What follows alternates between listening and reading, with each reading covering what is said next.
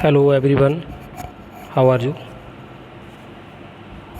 छात्रों, आज हम अध्ययन करेंगे इस लेक्चर के माध्यम से spiral approach and unit approach, कुंडलीय आयाम एवं इकाई आयाम। पाठ्यक्रम में जो कुंडलीय आयाम है वो क्या है, यह उपागम क्या है और इकाई आयाम क्या है, इसके बारे में विस्तारपूर्वक बताते हैं, अध्ययन करते हैं। तो सामान्यतः ये सब जानते हैं कि सामाजिक विज्ञान के अध्ययन में या फिर अध्यापन में अनेक आयामों तथा आव्यूहों का प्रयोग, यानी बहुत सारी टेक्निक्स का प्रयोग किया जाता है, क्योंकि मानव के संबंध में ही सभी प्रकार की जानकारी दी जाती है। सामाजिक विज्ञान की पाठ्यवस्तु में अधिक जटिलता है। क्योंकि प्रत्येक आयाम में विभिन्न पक्षों को अपने ढंग से पाठ्यवस्तु के अध्ययन तथा शिक्षण का रूप प्रस्तुत किया जाता है। परंतु सामाजिक विज्ञान के अध्ययन एवं अध्यापन का मुख्य लक्ष्य मानवीय विकास क्रम का बोध कराना है। मैथिली शरण गुप्त ने अपनी पुस्तक भारत भारती में भी उल्लेख किया है कि हम कौन थे, क्या हो गए और क्या होंगे अभी, आओ विचारे आज मिलकर ये समस्याएं सभी। तो ये कथन सामाजिक विज्ञान की पाठ्यवस्तु, अध्ययन और अध्यापन के क्षेत्र को प्रदर्शित करता है। ये कथन मानवीय विकास क्रम तथा भविष्य के नियोजन हेतु दिशा प्रदान करता है। अतीत के आधार पर वर्तमान को समझें और भविष्य के लिए नियोजन करें, मतलब प्लानिंग करें। एवं मानवीय विकास क्रम में आर्थिक विकास, इसमें भौगोलिक परिस्थितियों तथा प्रशासनिक प्रणाली का योगदान समझें। इतिहास के अंतर्गत आप देखते हैं कि जो हिस्ट्री है, हिस्ट्री सब्जेक्ट, उसमें इतिहास के अंतर्गत इन अनेक घटनाओं तथ्यों का वर्णन पर्याप्त नहीं है, अपितु उस काल में आर्थिक व सामाजिक विकास का भौगोलिक परिस्थितियों तथा प्रशासनिक प्रणाली को किस प्रकार प्रभावित किया है, इस प्रकार के अध्ययन आयाम को कुंडलीय की संज्ञा दी जाती है। कुंडली मीन्स कुंडली देखना, ठीक है भाई। तो यहाँ सामान्यतः अगर हम बात करें यह है क्या कुंडली आयाम, तो सामाजिक विज्ञान के अंतर्गत किसी युग अथवा काल का ऐतिहासिक जो अध्ययन होता है, इस प्रकार से किया जाता है या किया जाए कि उस युग के आरंभ के आर्थिक सामाजिक विकास की स्थिति कैसी थी। किसी काल के युग के बारे में अगर हम अध्ययन करते हैं तो उस समय उसकी स्थिति क्या थी, आर्थिक स्थिति क्या थी, सामाजिक स्थिति क्या थी, ठीक है। तो और समय परिवर्तन के अनुसार भौगोलिक परिस्थितियों तथा राजनीतिक गतिविधियों एवं प्रणाली ने किस प्रकार उसको प्रभावित किया। मानवीय विकास को आर्थिक, सामाजिक यानी इकोनॉमिक, सोशल, जोग्राफिकल, पॉलिटिकल जो सिचुएशन है वो किस प्रकार से प्रभावित करती रही है। इस प्रकार के कालक्रम के अनुसार मानवीय विकास के संचयी अध्ययन को क्या कहते हैं, कुंडलीय आयाम कहते हैं। कहते नहीं हम किसी की कुंडली देख ली, तो कुंडली का मीन्स आप समझते हैं कि कुंडली देखने मतलब उसका फ्यूचर में क्या था, क्या होने वाला है, वो सब। तो यहाँ पर अगर बात करें हम जो कुंडलीय आयाम है उसके कुछ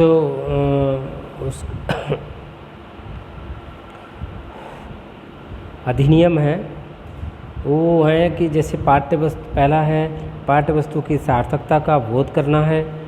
नेक्स्ट, सामाजिक अध्ययन की उपयोगिता का ज्ञान देना। अधिनियम कह सकते हैं, सिद्धांत कह सकते हैं। कुंडली आयाम के कुछ सिद्धांत हैं। पाठ्यवस्तु की सार्थकता का बोध करना। दूसरा, सामाजिक अध्ययन की उपयोगिता का ज्ञान देना। सामाजिक अध्ययन की जो उपयोगिता है, क्या क्यों उपयोग है, इसका क्या यूटिलिटी क्या है, ठीक है, उसका ज्ञान देना। मानवीय आर्थिक, ह्यूमन इकोनॉमिक्स, सोशल डेवलपमेंट एवं जोग्राफिकल एंड एडमिनिस्ट्रेशन सिस्टम के योगदान का बोध होता है इससे। और कालक्रम के अनुसार मानवीय आर्थिक सामाजिक विकास में संचयी ज्ञान को प्रस्तुत करना है। अवधि या कालक्रम के संदर्भ में आर्थिक, सामाजिक, भौगोलिक और प्रशासनिक प्रणाली के जो योगदान तथा प्रभाव का बोध करना है। इसी प्रकार इसी क्रम में सामाजिक विकास तथा परिवर्तन का बोध विशिष्ट कालक्रम में करना होता है। ये कुंडलीय आयाम के स्पाइरल अप्रोच के प्रिंसिपल्स हैं, प्रिंसिपल्स ऑफ स्पाइरल अप्रोचेज। ठीक है, नेक्स्ट हम बात करते हैं एडवांटेज ऑफ स्पाइरल अप्रोच। कुंडलीय आयाम के लाभ क्या हैं? तो आप इस प्रकार कह भी सकते हैं इसी क्रम में, इस आयाम में अन्य आयाम जैसे सह संबंध, कोरिलेशन जो था, और अभी आपने पढ़ा कॉन्सेंट्रिक एकीकृत को सम्मिलित कर लेते हैं। ये एक व्यापक आयाम है, क्योंकि सामाजिक अध्ययन में उसके विभिन्न घटकों की सार्थकता एवं उपायदेयता का बोध होता है, यूटिलिटी का बोध होता है। इस आयाम को कालक्रम केंद्रित भी मानते हैं। जो सामाजिक अध्ययन की मूल धारणा के अनुरूप शिक्षण का जो आयोजन किया जाता है, वो विकास क्रम को प्रधानता दी जाती है। इससे सामाजिक आयाम के मूल उद्देश्यों की प्राप्ति भी की जा सकती है। और सामाजिक अध्ययन का जो मूल केंद्र है मानव, सामाजिक अध्ययन का मूल केंद्र क्या किसको माना जाता है? मानव को। तो उसी से संबंधित पाठ्यक्रम तथा शिक्षण का नियोजन किया जाता है, एक प्लानिंग की जाती है, टीचिंग की प्लानिंग की जाती है। ठीक है, इसको यूज़ करने के लिए कुछ सीमाएं भी हैं, लिमिटेशंस ऑफ स्पाइरल अप्रोचेज। वो ये है कि कुंडलीय आयाम का प्रत्यय जो कॉन्सेप्ट है बहुत ज़्यादा जटिल है। सभी प्रकार के टीचिंग में, शिक्षण में, शिक्षण कार्यों में इसका उपयोग नहीं कर सकते, और छात्रों को इस आयाम को समझने में बहुत ज़्यादा कठिनाई होती है, बहुत ज़्यादा डिफ़िकल्ट होता है ये। इस आयाम की जो प्रविधियाँ हैं और प्रारूप का स्वरूप विकसित नहीं है, कौन सी टेक्निक्स, कौन सा मेथड यूज किया जाए, वो अभी डेवलप नहीं हो पाया है। इससे संबंधित कुछ उपयोग या फिर सुझाव के बारे में हम बात कर सकते हैं इसी क्रम में। तो कुंडलीय आयाम के जो का कॉन्सेप्ट है एवं प्रारूप का सही बोध होना चाहिए, तभी इसका यूज कर सकते हैं। और प्रशिक्षण काल में प्रशिक्षक को इसका अभ्यास करना चाहिए। ठीक है, ट्रेनिंग टाइम में जो ट्रेनर है उसको इसका अभ्यास होना चाहिए। किसी विशिष्ट कार्यक्रम हेतु पाठ्यवस्तु का विकास समन्वित रूप में करना चाहिए। मानव विकास को इसमें प्रधानता दी जाए, और कुंडली आयाम के अनुरूप यानी स्पाइरल अप्रोच के अनुरूप लेसन प्लान्स तैयार किए जाएं या कराए जाएं। ठीक है, यद्यपि यह आयाम यदि अधिक जटिल है तथा कठिन है, परंतु इसके अभ्यास से सुगम और सरल बनाया जा सकता है। इससे उद्देश्यों का निर्धारण, पाठ्यवस्तु व्यवस्था को विशिष्ट अवैध हेतु की जाए, कालक्रम में विकास का अध्ययन किया जाए। तो ये है कुंडलीय आयाम। अगर हम बात करें सहसंबंध, एकीकरण या एकीकृत, कुंडलीय आयाम में क्या अंतर है? Difference among correlation, integration and spiral approaches. तो इसमें डिफरेंस आप कह सकते हैं कुछ, जैसे सहसंबंध आयाम में सामाजिक विषय के किसी घटक के, किसी प्रकरण का, किसी टॉपिक का, कंटेंट का, पाठ्यवस्तु का शिक्षण करते समय अन्य विषय के समानांतर प्रकरण का उल्लेख करते हैं, जिससे उसका अधिक बोध हो सके। और इसके बारे में मैंने आपको विस्तारपूर्वक बताया भी था पिछले लेक्चर के माध्यम से। जबकि जो कुंडलीय आयाम है, स्पाइरल अप्रोच है, वो किसी काल अथवा अवधि में आर्थिक सामाजिक विकास को भौगोलिक तथा राजनीतिक या प्रशासन प्रणाली ने किस प्रकार प्रभावित किया है, इसका अध्ययन करता है। और हम बात करें एकीकृत आयाम में सामाजिक समस्या के समाधान से सभी विषय का बोध कराया जाता है, और इसमें योजना विधि को प्रयुक्त करते हैं, अनुभव तथा क्रियाओं के माध्यम से सामाजिक विषयों को बोध कराते हैं। जबकि कुंडलीय आयाम में कालक्रम के अनुसार आर्थिक सामाजिक विकास एवं भौगोलिक राजनीतिक प्रशासन प्रणाली के संदर्भ में अध्ययन किया जाता है। ठीक है, नेक्स्ट हम बात करते हैं, ये हो गया आपका स्पाइरल अप्रोच। हाँ, स्पाइरल अप्रोच। नेक्स्ट है यूनिट अप्रोच। यूनिट अप्रोच क्या है? देखिए, यूनिट जो इसका नाम है, जैसे अभी हम स्पाइरल की बात कर रहे थे कुंडलीय, तो कुंडलीय के नाम से ही कुछ अनुभव हो रहा है, पता लग रहा है कि कुंडलीय आयाम क्या हो सकता है, अप्रोच क्या हो सकता है। कुंडली मीन्स हम नॉर्मली कहते हैं तेरी कुंडली में क्या लिखा है, तो वो चीज़ हो गई। यहाँ पर यूनिट की अगर हम बात करें, यूनिट आयाम अप्रोच, तो यूनिट जैसे एक सब्जेक्ट में विभिन्न प्रकार की, एक सब्जेक्ट का जो पूरा सिलेबस होता है उसको डिवाइड कर दिया जाता है यूनिट्स में, ठीक है, उसको कुछ पार्टों में डिवाइड कर दिया जाता है। ठीक उसी प्रकार जो ये उसी के आधार पर यूनिट अप्रोच है। इकाई विधि या पद्धति सामाजिक अध्ययन की विभिन्न शिक्षण विधियों में आधुनिक विधि मानी जाती है। समस्याओं एवं योजनाओं के पश्चात ही सामाजिक अध्ययन शिक्षण के क्षेत्र में इकाई विधि का सर्वाधिक प्रयोग होता है। प्रोफेसर इसको डिफाइन किया है प्रोफेसर H.C. मॉरिसन। इन्होंने कहा है कि इकाई किसी संगठित विज्ञान, कला अथवा आचरण के वातावरण का एटमॉस्फेयर वातावरण का व्यापक एवं महत्वपूर्ण अंग है, जिसको जान लेने से व्यक्तित्व से अनुकूलनीयता आती है। Next C.V. गुड ने इसको परिभाषित किया है, डिफाइन किया है कि इकाई किसी पाठ्यक्रम, पाठ्य पुस्तक, विषय क्षेत्र, प्रयोगात्मक कलाओं तथा विज्ञानों का और विशेषकर सामाजिक अध्ययन का प्रमुख उपविभाजन है। ये विभिन्न क्रियाओं, अनुभवों तथा ज्ञान का किसी केंद्रीय विषय, योजना तथा समस्या से संबंधित ऐसा संगठन है जिसका विकास अध्यापक के नेतृत्व में बालकों के समूह द्वारा सहयोगपूर्ण ढंग से किया जाता है। इसमें नियोजन, योजना की पूर्ति तथा परिणाम का मूल्यांकन सभी सम्मिलित हैं। इसके कुछ टाइप्स हैं, टाइप्स ऑफ यूनिट, कि जिस इकाई में सबसे पहले हम बात करते हैं मेरिट्स ऑफ यूनिट अप्रोच।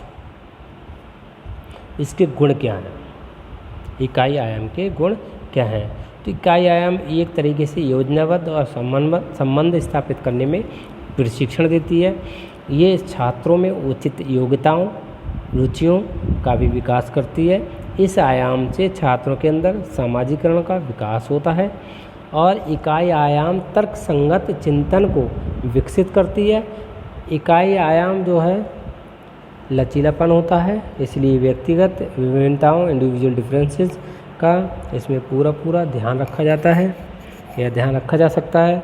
इकाई पाठ की योजना का ज्ञान कराती है, एक मतलब प्लानिंग होती है उस जो चैप्टर के, उससे पता लग जाता है कि पहले यूनिट में क्या है, सेकंड में क्या है, वो सब इकाई आयाम में। इसमें यूनिट अप्रोच में ज्ञान का विशिष्टीकरण नहीं होता, बल्कि पाठ्यक्रम को पूरी तरह सामान्य करके छात्रों के सम्मुख रखा जाता है। और इस विधि में केवल अध्यापक का भाषण व पाठ्यपुस्तकें ही नहीं होती, दूसरी पूरक सामग्री का भी समुचित प्रयोग किया जाता है। ठीक है, जो सामग्री संबंधित सामग्री है उसका भी पूर्ण रूप से प्रयोग किया जाता है, यूटिलाइज किया जाता है उसको।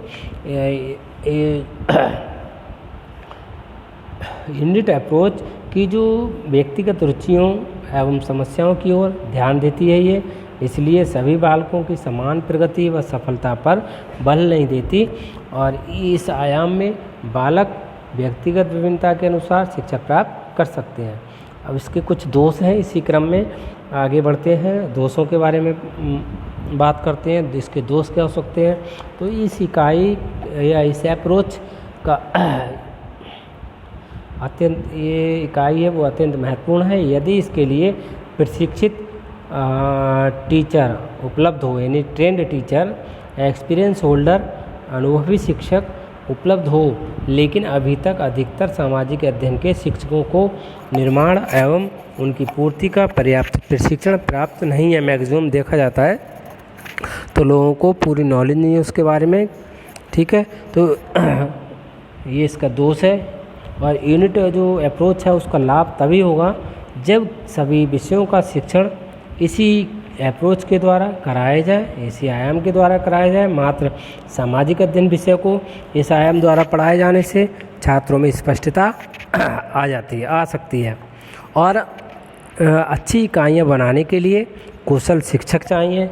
एक अच्छा अनुभवी विषय विशेषज्ञ शिक्षक, टीचर की आवश्यकता होती है, जो हमारे देश में बहुत कम है।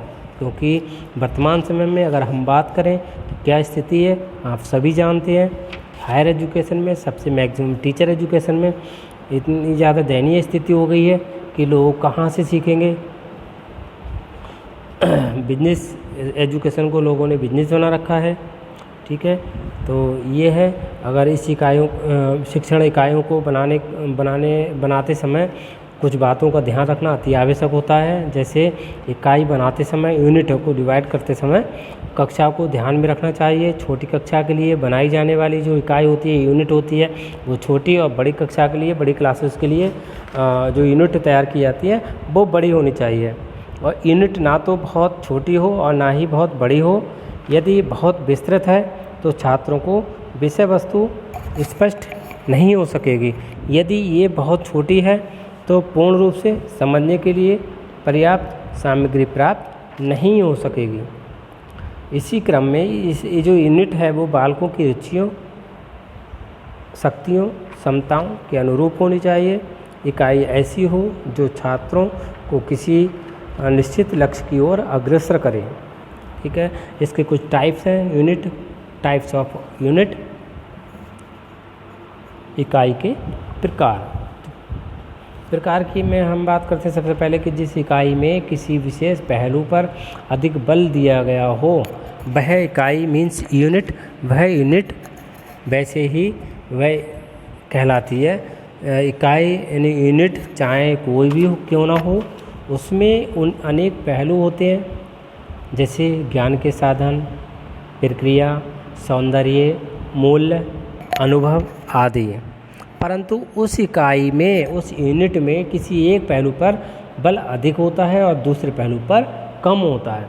यदि इकाई में ज्ञान अर्जित करने पर बल दिया जाता है तो इकाई ज्ञानात्मक कहलाती है, और यदि इकाई सौंदर्य पर आधारित है तो इकाई मीन्स यूनिट, समझ रहे होंगे आप, सौंदर्यात्मक कहलाती है, सुंदर कहलाती है। यदि इकाई में अनुभूतियों की अधिकता है तो वो इकाई क्या कहलाती है, भावात्मक कहलाती है, इमोशंस।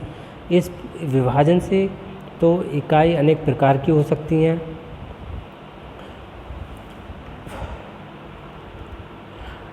परंतु वर्तमान में केवल 2 इकाइयों पर ही अधिक बल दिया गया है। पहला है स्रोत इकाई, रिसोर्स यूनिट, और सेकंड है शिक्षण इकाई, टीचिंग यूनिट।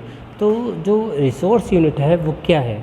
रिसोर्स यूनिट है स्रोत इकाई किसी बड़े पाठ में, इस इकाई में किसी बड़े पाठ से संबंधित शैक्षणिक सामग्री, एजुकेशनल जो मटेरियल है वो तथा क्रियाओं का संग्रह होता है, एक्टिविटीज़ का संग्रह होता है। इनका निर्माण छात्रों के किसी समूह विशेष के लिए नहीं किया जाता, बल्कि इसे तो एक स्तर के समस्त छात्रों के लिए किया जाता है या बनाई जाती है।